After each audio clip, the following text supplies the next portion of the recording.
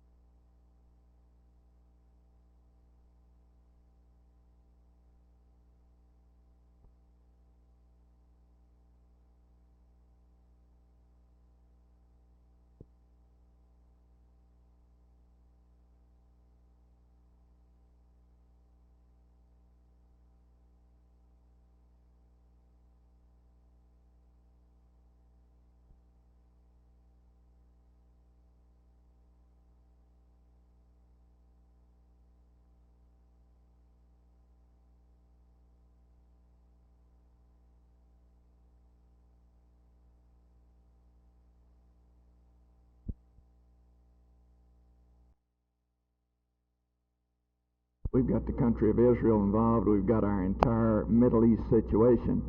And if we tried to get involved in an instant in this atomic war that we live in today, we might end up just a complete world war. And I agree with President Nixon. President Nixon has said that we should handle this on a diplomatic basis, that we ought to work with the State Department and through the State Department and through the recognized governments. The people that are holding these hostages are just an irresponsible group of guerrillas. We can't negotiate with a bunch of people that obviously are lunatics.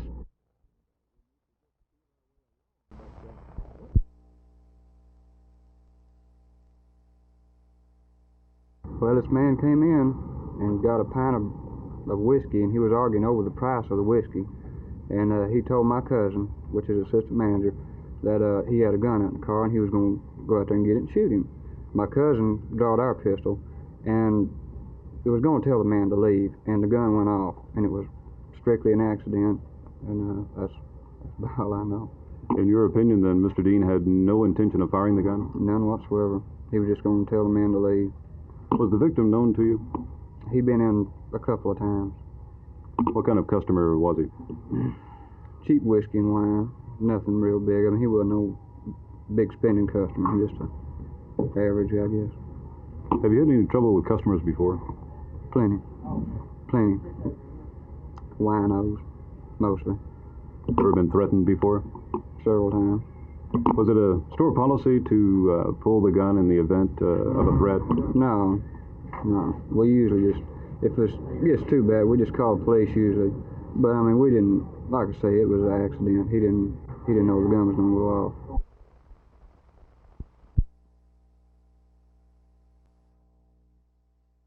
bear in mind that when you have several thousand wage earners residing in your city whose livelihoods are dependent upon a giant corporation like LTV, you really pull for them.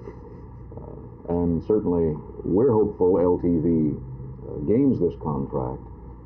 It would have an enormously favorable impact upon our community. We're worried about losing good citizens who have been associated with LTV for many, many years and have been caught in some of these employee adjustments. And they're thinking of leaving the area. We can't lose good citizens of their caliber.